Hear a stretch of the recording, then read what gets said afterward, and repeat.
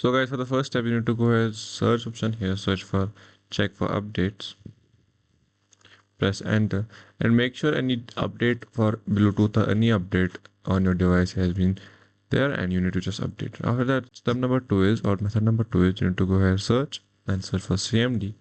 Go here on as administrator, click on it.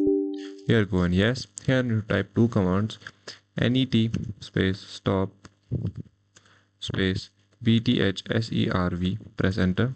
Press Y on this. Wait until it's stopped. After that, you need to type net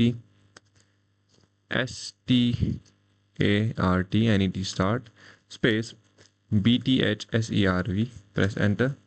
And after that, Bluetooth service will be starting. You just make sure that your Bluetooth gets restarted for any fixes or errors. So after that, you need to close this. After that, the third method is you need to go here, search option and search for troubleshooters. And here you need to go for other troubleshooters. Here you need to locate Bluetooth and you need to go run.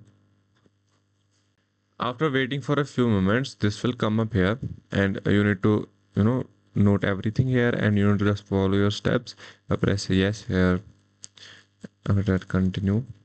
It will diagnose your current situation.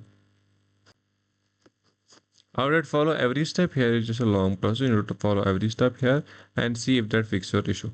There is your every step. And after that, the method number 4 is you need to go here, search option and search for CMD.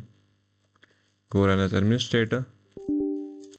Press yes, and here you need to type in ipconfig